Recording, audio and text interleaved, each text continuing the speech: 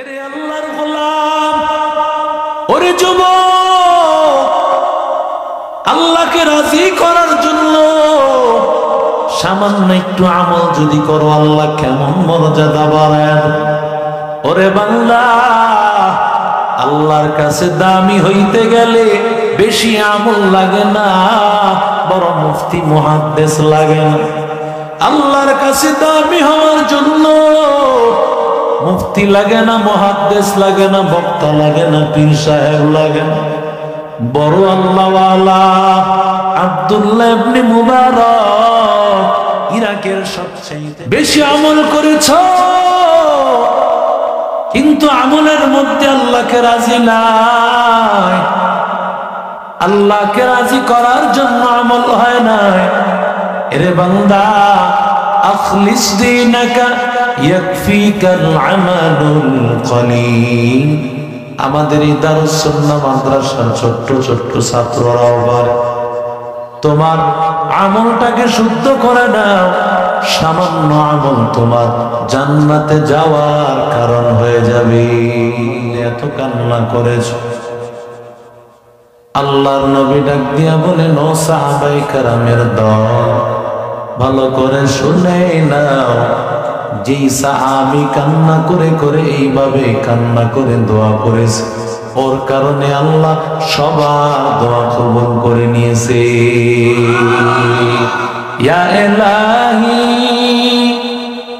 তু মেরা মাবুদ হ্যায়, ইয়া ইলাহি তু মেরা মাশুক হ্যায়, ইয়া ইলাহি তু মেরা গফফার হ্যায়, ইয়া ইলাহি तू मेरा सत्तार है, या इलाही मुझसे मुझको दूर कर, आके देखो मुझ में तुझको एक नजर, हर तमन्ना दिल से रुखसत हो गई, अब तो आजा अब तो खलवत हो गई। বেশি আমল লাগে না, আল্লাহ বেশি আমলের কথা বলেন নাই, তবে আমল করতে হবে অল্প হোক, কিন্তু আমল হবে আল্লাহকে রাজির জন্য। আল্লাহু আকবার।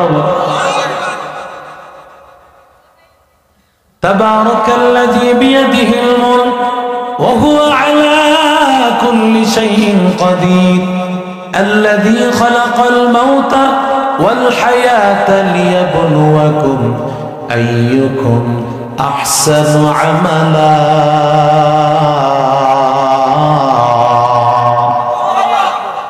আল্লাহ বলেন, আল্লাহ দেখতে চান কার আমলটা সুন্দর। বেশি আমল আল্লাহ বলেন নাই, কথা কন না কেন? বেশি আমল করেছ, কিন্তু আমলের মধ্যে আল্লাহকে রাজি নাই। আল্লাহকে রাজি করার জন্য আমল হয় নাই। এরে বান্দা, আখলিস দীনাকা ইয়াকফিকাল আমালুল কলিল। আমাদের এই দারুস সুন্নাহ মাদ্রাসার ছোট্ট ছোট্ট ছাত্ররা আবার তোমার আমলটাকে শুদ্ধ করে নাও। সামান্য আমল তোমার জান্নাতে যাওয়ার কারণ হয়ে যাবে। রাসূল বলেন, মান হাম্মা বিহাসানা, নেক আমলের ইচ্ছা করেছো, ফালাম ইয়ামালহা, কিন্তু এখনো নেক আমল করো নাই। পয়গম্বর বলেন, নেক আমলের ইচ্ছা করেছে, কিন্তু নেক আমল এখনো হয় নাই। কাতাবাল্লাহু লাহু বিআশরি হাসানা, আল্লাহ তার আমলনামায়, পয়গম্বর বলেন, আমলনামায় 10টা নেকি লিখে দেওয়া হয়।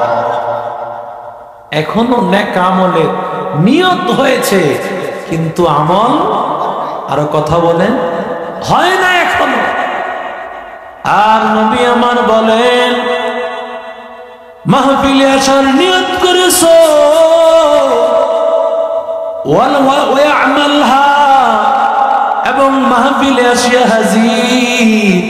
পয়গম্বর বলেন কাতাবাল্লাহু লাহু ইলা 700 জিআফিন, আল্লাহ আমল বাড়াইতে বাড়াইতে 700 পরিমাণ আল্লাহ বাড়ায় দেয়। हकीकत से तो दुनिया बेखबर है, दुनिया की नुमाइश पर नजर है। नमी गोया के अज दुनिया जुदा बाश भर करे के बाशी बा खुदा बाश, जिससे दुनिया अज खुदा गाफिल बुदा नहीं कमाश नुकरा हो फरजिंदजार। अल्लाहु আকবার। কারে রাজি করার জন্য আমল করব? আরো জোরে বলেন, কুল ইন্না সালাতি ওয়া নুসুকি ওয়া মাহইয়ায়া ওয়া মামাতি লিল্লাহি রাব্বিল আলামিন।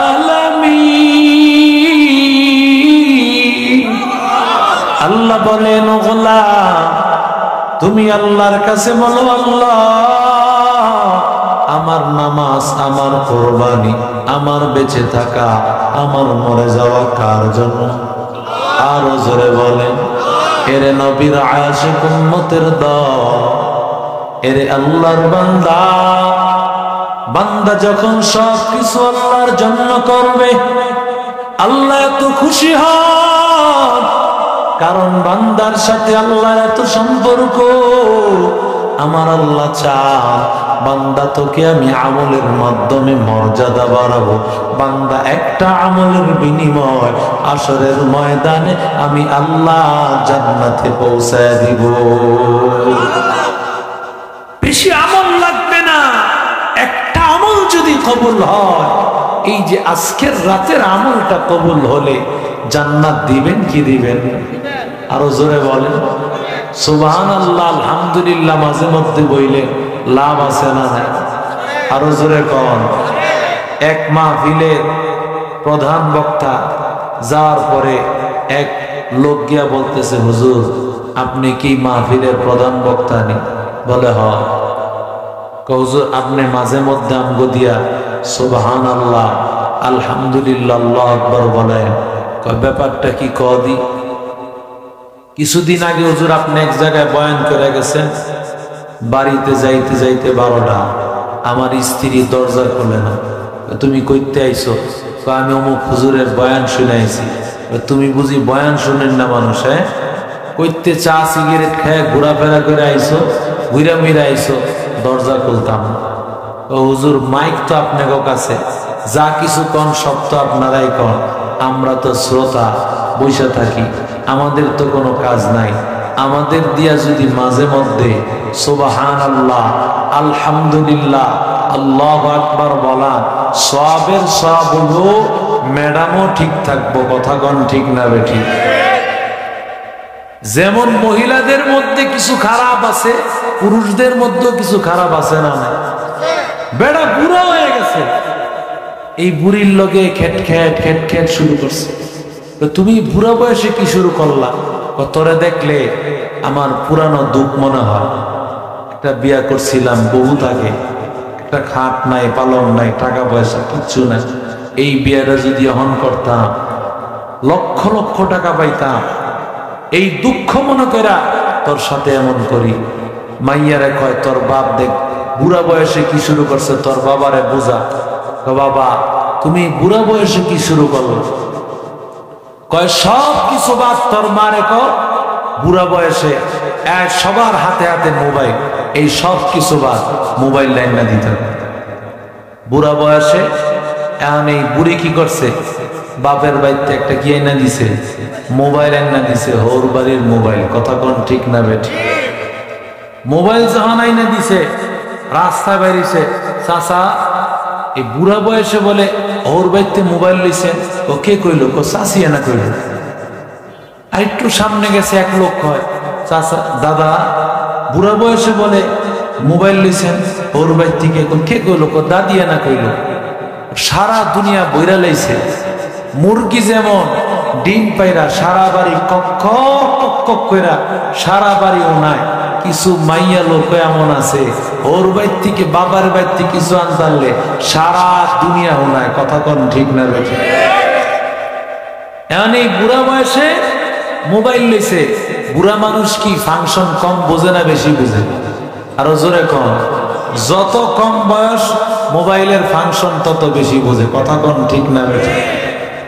এখন এই মোবাইল একদিন ঘরে রাখছে, মাইয়া লোক মোবাইল নিয়ে টিপাটিপি শুরু করছে, কারণ মোবাইল তো এর বাপের বাড়ির টাকা। কথা কোন ঠিক না বেঠে? এর একটা পাওয়ার আছে না। মোবাইল নিয়ে যখন টিপাটিপি শুরু করছে, হঠাৎ করে মোবাইলের মধ্যে কে জানি কইতেছে, আপনার মোবাইলে এক মেয়ে লোক বলতেছে 70 টাকা 75 পয়সা আছে। হ্যাঁ, তো এমন খেপা খেপছে, আমার বাপের বাড়ির মোবাইল কিনা তুমি এইটা কোন মাইয়ার লগে খাতির করছো? হারাম খোদার, আমি কোন মাইয়ার লগে খাতির করি নাই। এইটা হইলো কম্পিউটার। কয় তুমি আমারে বুঝাও, কম্পিউটার এক জিনিস, মাইয়া লোক আর এক জিনিস। সত্যি করে কও। হারাম খোদার, আমি এই কাম করি নাই। কয় আমি তোমার ঘরের স্ত্রী হয়ে জানি না কত টাকা কত পয়সা আছে। এই মাইয়া লোক 70 টাকা 75 পয়সা আছে জানলো কেমনে? এমন যৌতুকের আগুন চাঁদপুর এলাকা তো নাই। আসেনি এলাকা? হ্যাঁ, এই এলাকায় নাই। আল্লাহ কবুল করুন, আমিন কর। আরো জোরে কর আমিন। हकीकत से तो दुनिया बेखबर है, दुनिया की नुमाइश पर नजर है। तू कुजा सुन्नते अहमद कुजा बा मुहम्मद कई बुआत निस्बत तुरा करे शैतो मिकुनी नामत वाली घरवाली लानतास्ताई बरवाली। हम सुरातो हम सिराते मुस्तफा दर तमामी हाले ओ कुन इत्तिबाए सुन्नते खैरुल बशर गिरे लाजिम ताबोया भी ऐबसा। কত মানুষের ঘরে ঘরে আজকে যৌতুকের আগুন, নবীর সুন্নত না মানার কারণে। কথা কোন ঠিক না? এরে আল্লাহর গোলাম, ওরে যুবক, আল্লাহকে রাজি করার জন্য সামান্য একটু আমল যদি করো, আল্লাহ কেমন মর্যাদা বাড়ায়। ওরে বান্দা, আল্লাহর কাছে দামি হইতে গেলে বেশি আমল লাগে না, বড় মুফতি মুহাদ্দিস লাগে না। আল্লাহর কাছে দামি হওয়ার জন্য মুফতি লাগে না, মুহাদ্দিস লাগে না, বক্তা লাগে না, পীর সাহেব লাগে না। বড় আল্লাহওয়ালা আব্দুল্লাহ ইবনে মুবারক, ইরাকের সবচেয়ে বড় আলেম, লক্ষ লক্ষ আলেমের উস্তাদ আব্দুল্লাহ ইবনে মুবারক রাহমাতুল্লাহ আলাইহি, প্রতি বছর আব্দুল্লাহ ইবনে মুবারক 1000 হাজী সাহেবকে তিনি হজ করাইতেন। আরো জোরে বলে, 1000 হাজির হজ করানো কম টাকার মালিক? কথা কয় না? কত টাকার মালিক চিন্তা করা যায় না। প্রতি বছর 1000 হাজী সাহেবকে হজ করাইত। হজ করানোর পর আল্লাহর বান্দা হজের কাজ শেষ হয়ে গেছে। এমন সময় যখন আল্লাহর বান্দারা বাড়িতে ফিরবে, উক্কাজ নামক বাজার, ওই বাজারে পাঠায় দিত, যাও প্রত্যেকের সামর্থ্য অনুযায়ী যেই পরিমাণ মাল দেশে নিয়ে যাইতে পারবা, ওই পরিমাণ মাল দোকান থেকে নিয়ে আসো। কোনো টাকা লাগবে না, বরং ওখান থেকে বিনা টাকায় সব মাল সামানা নিয়ে আসতে পারবা। এর আল্লাহর বান্দা, আল্লাহর বান্দা 1 বছর যখন বাইতুল্লাহ হজ করতে গেলেন, ফিরে আসবেন, এমন সময় আল্লাহর বান্দা হাতিমে কাবার সামনে ঘুমাইয়াছে। এমন সময় আল্লাহর বান্দা তাকাইয়াছে, ঘুমের মধ্যে দেখতেছে।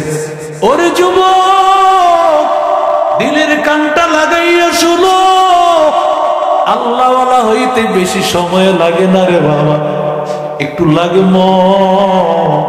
একটা রাত্রের বয়ান কিন্তু জিন্দেগি পাল্টায় যায় রে বাবা।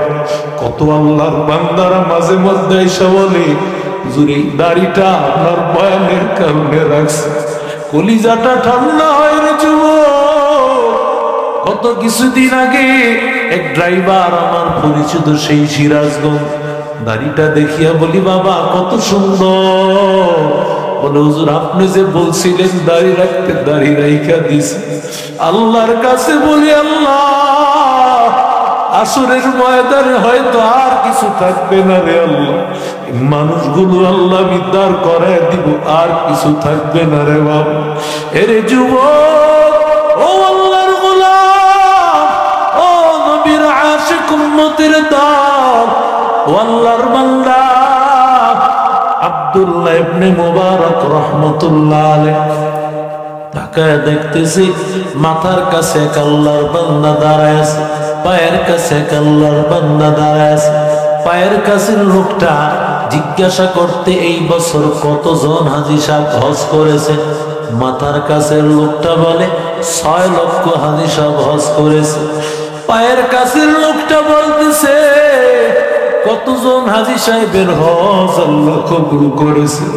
এবার মাথার কাছের লোকটা ডাক দিয়া কয়, আল্লাহ একজন হাজীর হজ কবুল করে না।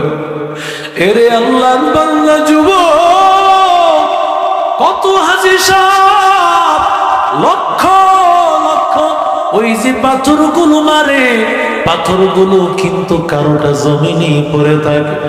আর যে হাজী সাহেবের হজ আল্লাহ কবুল করে দেন, ওর পাথরগুলো আল্লাহ কুদরতি ভাবে আসমানে উঠায়।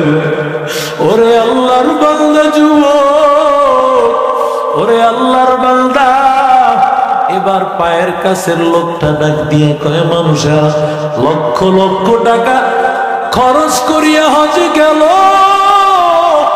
ওদের হজ যদি কবুল না হয় তাহলে বান্দাদের কি হালাত, কি অবস্থা হবে?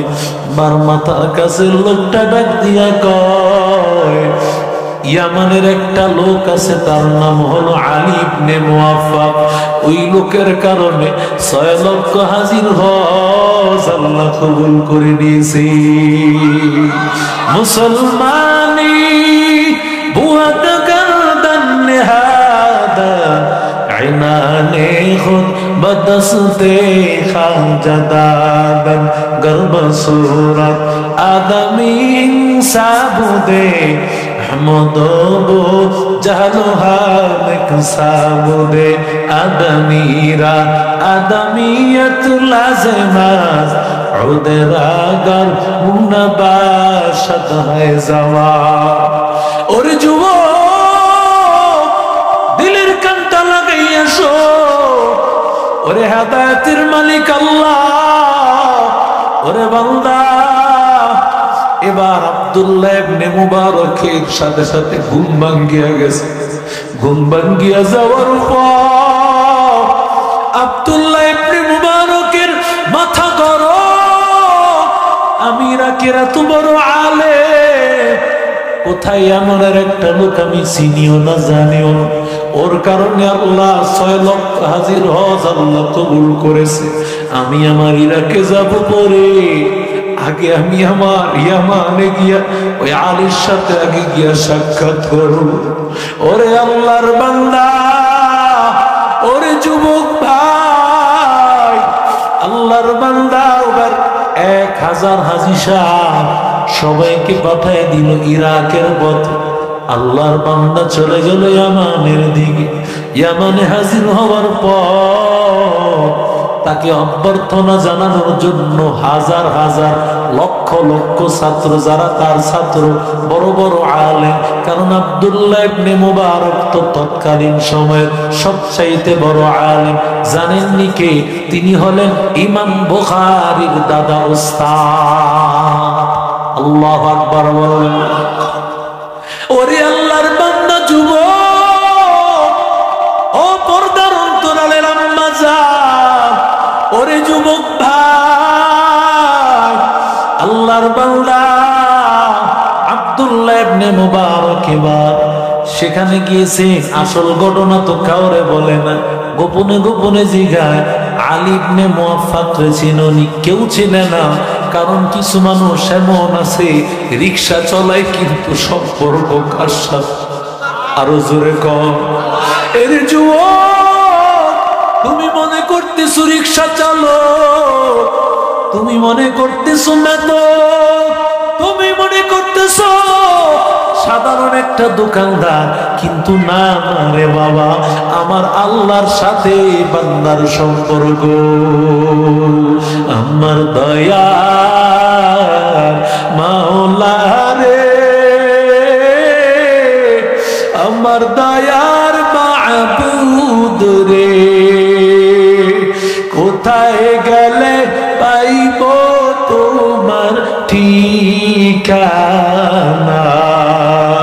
তোমারে বুঝি আমরা পাইলাম না, তোমারে পাইবার আশে ঘুরি আমি দেশ বিদেশে, চাঁদপুরের মাঠে করলাম আমরা বিছানা, কোরআনের ময়দানে করলাম বিছানা। ওরে যুবক ভাই, এটা জান্নাতের বাগান, এখানে সবাই আসতে পারে না রে বাবা। ওরে আল্লাহর বান্দা আব্দুল্লাহ ইবনে মুবারক আলীর তালাশ করতেছে। সাধারণ মানুষ সবাই তারে কিভাবে চিনবে? আমি এত বড় ইমাম, এত বড় বক্তা। ওরে বান্দা, বক্তার দাম নাই, ইমামের দাম নাই, পীর সাহেবের দাম নাই। আল্লাহর সাথে সম্পর্কের মাধ্যমে ভিন্ন ব্যাপার, ওটা দুনিয়ার কেউ জানে না রে বাবা। ওরে আল্লাহর গোলাম, ওরে যুবক, আল্লাহর বান্দা তালাশ করতেছে, কোথাও তালাশ করে পায় না। হঠাৎ করে চিন্তা, যুবকদেরকে বলে লাভ নাই, দেখি না মুরব্বী কাউকে বলিয়া। এমন সময় একজন মুরব্বীরে বলে, ও মুরব্বী, আলী নামে, আলী ইবনে মুওয়াফফাক নামে কাউরে চিনেননি? মুরব্বী ডাক দিয়া কয়, কেন চিনবো না? আলীর বাড়িটা তো আমার বাড়ির পাশে। আরো জোরে করল।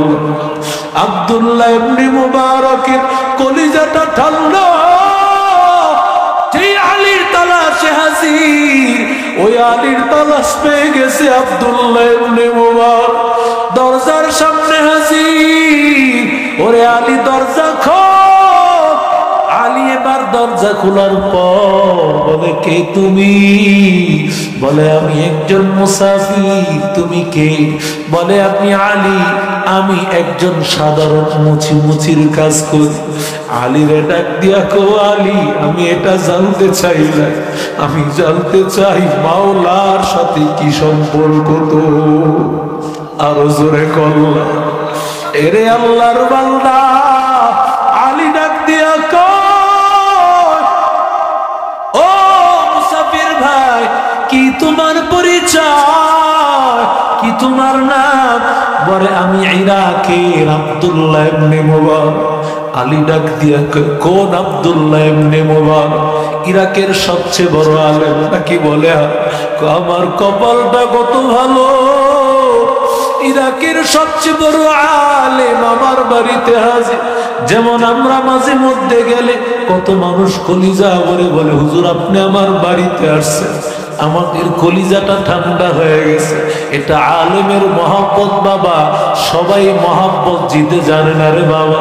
যারা এই মহব্বত দিতে জানবে, আল্লাহ তাদেরকেই জান্নাতে উঠায় দিবে। ওরে আল্লাহর বান্দা যুবক, আলীর কলিজাটা ঠান্ডা, এত বড় আলেম আমার বাড়ির মধ্যে হাজির। পেরেশান হয়ে গেছে, কি দিয়া তার অভ্যর্থনা জানাবে, কি মেহমানদারি করে কি কিছু মেহমানদারি লাগবে না, আগে বল তোর কি ঘটনা আছে। বলে হুজুর আমার একটা ঘটনা আছে, আমি আপনারে শোনাবো, একটা ঘটনা আমার আছে। এবার আলী ডাক দিয়া বলতেছে, ও আল্লাহর বান্দা,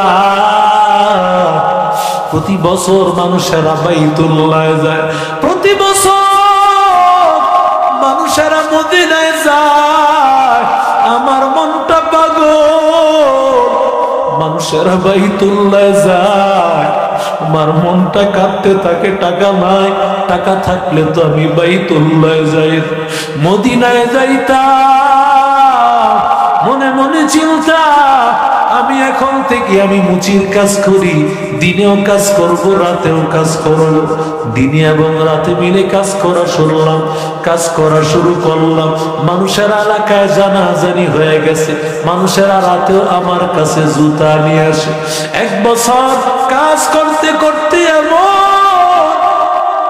এবার আমার হজের টাকা হয়ে গেল, আমি সব কিছু প্রস্তুতি নিয়ে নিলাম, আগামীকাল বাইতুল্লাহ যাব। এমন সময় আমার বিবি, আজকে কয়েকদিন হয়ে গেছে অসুস্থ, আমার বিবি আগামীকাল সকাল হয়ে গেলে আমি বাইতুল্লাহ যাব। এমন সময় আমার বিবি ডাক দিয়া কয়, ও প্রাণের স্বামী আমার মনে চাই একটু গরুর গোশত আমি খাবো। স্বামী বেচারা গরিব, আর এত রাতে কোথায় বা গরুর গোশত পাবে। কিন্তু বিবি বলেছে অসুস্থ মানুষ, না বের হয়েও পারে নাই, তিনি ঘর থেকে বের হয়ে গেলেন। ওরে আল্লাহর বান্দা, ওরে যুবক, রাতের বেলায় বের হওয়ার পর আল্লাহর বান্দা সব দোকানপাট বন্ধ হয়ে গেছে, কিন্তু পাশের ঘর থেকে গোশতের ঘ্রাণ আসতেছে। আলী তার দরজার মধ্যে আওয়াজ করে বলল, দরজাটা খুলে দাও। বলে কে তুমি? বলে আমি আলী ইবনে মুআফফার।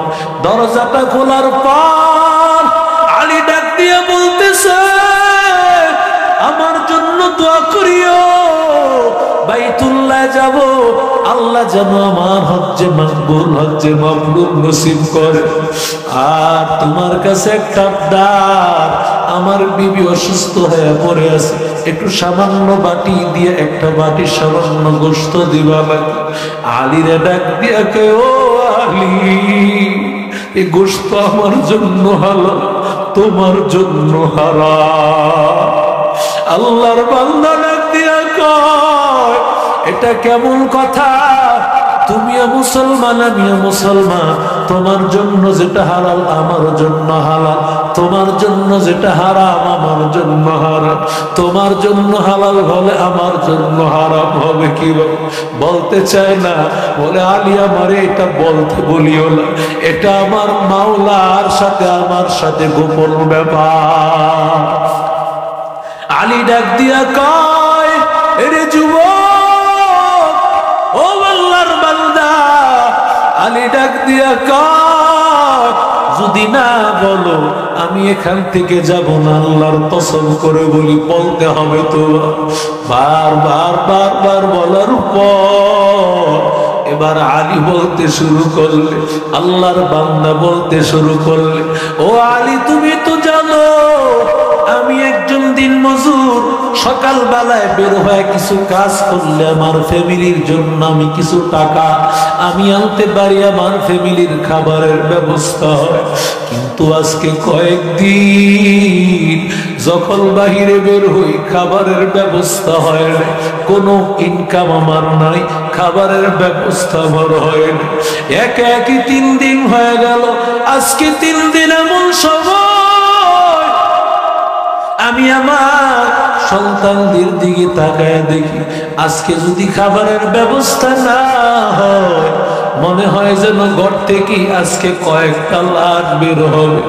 এমন সময় বাহিরে বের হয়েছি, আজকেও কোনো খাবার নাই, কোনো হালাল রিজিকের ব্যবস্থা নাই। হঠাৎ করে তাকাইয়া দেখতেছি একটা মরা গাধা পড়ে আছে। বলেন তো মরা গাধা মুসলমানের জন্য হালাল না হারাম? গাধা তো এমনিতেই হারাম, আবার এটা মরা। এরে আল্লাহর বান্দা, আমি ওই গাদার গোশত নিয়ে আসছি। বলো আলী, গাদার গোশত মুসলমানের জন্য তো হালাল না, এটা আমার জন্য হালাল, তোমার জন্য হালাল হবে না। আলী ডাক দিয়া কয়, খবরদার, এই খাবারটা খাইবা না, আমি ঘর থেকে খাবার নিয়ে আসতেছি। সাথে সাথে ঘরে চলে গেল। আলীর ঘরেও তো তেমন খাবার নাই, কারণ আলীও তো গরিব না বড় লোক। আলীও তো গরিব, সামান্য ডাল ভাত খাবার নিয়ে আসছে। আর একটা থলে ভরে টাকা, ওই যে বাইতুল্লাহর টাকা, সব টাকা নিয়ে আসিয়া বলে, ওরে আল্লাহর বান্দা, আমি বাইতুল্লাহ যাওয়ার টাকা, সব টাকাটা তোর হাতে দিলাম। আল্লাহর বান্দা কয়, না না, একটা টাকাও আমি নিব না। বলে, আমি আল্লাহর কসম করে তোর এই টাকাটা দিতেছি, একটা টাকাও তুই না নিয়া থাকবি না, টাকাটা তুই নিবি। বারবার বলার পর টাকাটা নিয়ে নিল। এবার সকাল বেলায় আলী কিভাবে চেহারা দেখাবে? কারণ হাজী সাহেবরা তার সাথী সঙ্গী সবাই তো যাবে। সকাল বেলায় যদি আলীরে বলে, আলী কি বলবে? কারণ আলী তো হজে যাওয়ার টাকা দিয়ে দিছে আল্লাহর রাস্তায়। ওরে আল্লাহর বান্দা, ওরে চাঁদপুরের যুবক, ও টাকাওয়ালা ভাই, ও বাড়িওয়ালা ভাই, ওরে আল্লাহর বান্দা, এবার সবাই আলীরে না পায় সবাই বাইতুল্লাহ চলে গেল। বাইতুল্লাহ হজে চলে যাওয়ার পর এবার বাইতুল্লাহ থেকে ফিরতেছে। নবী বলে, বাইতুল্লাহ থেকে ফিরার পর হাজী সাহেবের সাথে প্রথম মুসাফা করো, দোয়া করো, কারণ তাদের কোনো গুনাহ নাই। ওই অবস্থায় যে দোয়া করবে সেই দোয়া আল্লাহ কবুল করে ফেলবেন। সবাই দাঁড়ায় আছে দোয়া নেওয়ার জন্য, আলীও দাঁড়ায় আছে। এমন সময় এক হাজী সাহেব আসিয়া বলে, ও আলী, কার সাথে গেলা দেখলাম না তো, একবার দেখলাম তোয়াফের ময়দানে, আর তো তোমার তালাশ করে দেখলাম না। আরেকজন আল্লাহর বান্দা আসিয়া বলে, ও আলী, কার সাথে গিয়েছো? একটা নজর হাতিমে কাবার সামনে দেখলাম, আর তো দেখলাম না রে আলী, কই গেলি, কার সাথে গেলি? আরেকজন হাজী সাহেব আসিয়া বলে, ও আলী, আরাফার ময়দানে একটা নজর দেখলাম, কার সাথে গিয়েছো? আর তোরে তালাশ করে দেখলাম না। আরেকজন কয়, তোরে মুজদালিফা একটা নজর দেখলাম, আর দেখলাম না। কার সাথে হজ করতে গেছো? দেখলাম না। একজনে কয়, তোরে মিনার ময়দানে দেখলাম। কোথায় গেলা হজ? কার সাথে হজ করেছো? দেখলাম না তো। কিভাবে তুমি হজটা করলা? ওরে আল্লাহর বান্দা, আরেকজন আসিয়া বলে, ওরে আলী, তুমি মদিনায় গিয়েছো, রওজায় তুমি জিয়ারত করবা, আর তুমি রিয়াজুল জান্নায় গিয়া নামাজ পড়বা, অনেক ভিড়। এই সময় তোমার টাকা হারায় যাওয়ার সম্ভাবনা। একটা টাকার থলে তুমি আমার হাতে দিয়া বলছো, টাকাটা রাখ, আমি রওজাটা জিয়ারত করে রিয়াজুল জান্নায় নামাজ পড়ে আমি টাকার থলেটা নিব। ওরে আলী, এই যে টাকার থলেটা দিছো, আর তো তুমি আমার হাত থেকে নিলা না। আল্লাহর বান্দা, চোখের পানি ফলো, আর হয়রান। রাতের বেলায় ঘুমাইয়া যাওয়ার পর স্বপ্ন যুগে দেখে মায়ার নবী স্বপ্নে হাজির। নবী আমার ডাক দিয়া বলে, রে আলী, ও আলী, আমার এক উম্মত পেরেশান হইয়া, আল্লাহর বান্দা আমার এক উম্মত একেবারে অসহায় হইয়া পড়েছিল, খাবার নাই, মারা যাবে অবস্থা, তুই হজের টাকাটাও পর্যন্ত আমার ওই উম্মতকে দিয়া দিস। তোর এই নেক নিয়তের কারণে, তোর এই নেক আমলের কারণে আল্লাহ তোর আকৃতির একজন ফেরেশতা দিয়া তওয়াফ করাইছে মিনা মুজদালিফা আরাফার ময়দানে, রওজা মুবারক জিয়ারত করাইয়া। আর তোর এই নেক আমলের কারণে আল্লাহ তোর ওই টাকার থলেটা আল্লাহ কুদরতি ভাবে জান্নাত থেকে আল্লাহ তোরে পাঠায় দিয়েছি। ওরে চাঁদপুরের ভাই, এই মাদ্রাসা আমাদের নাসির ভাই এলাকার সন্তান। আমি মাঝে মধ্যে বলি এটা এলাকার জন্য গর্ব, এলাকার একটা সন্তান। আমার আপনার সন্তানগুলো আমার আপনার ভাই, আমার আপনার ভাই ব্রাদারগুলো এই মাদ্রাসায় পড়ে। কত সন্তানেরা একটু মাসে বেতনও দিতে পারে না, কত কষ্ট করে পড়ায়। একটা মাদ্রাসা চালানো কিন্তু সাধারণ কথা না। আমি মনে করি মাদ্রাসাটা হয়তো ভাড়া চলে না, না রে বাবা, সবাই কিন্তু ঠিক মতো বেতন দেয় না, কেউ দেয় কেউ দেয় না। ওরে আল্লাহর বান্দা, কত মানুষ গরিব, কত কষ্ট করে মাদ্রাসায় পড়ায়। ওই মাদ্রাসা যাতে করে মাদ্রাসাটা আল্লাহর নবীর ঘরটা সুন্দরভাবে চলে, ছাত্ররা পড়বে, কোরআন তেলাওয়াত করবে।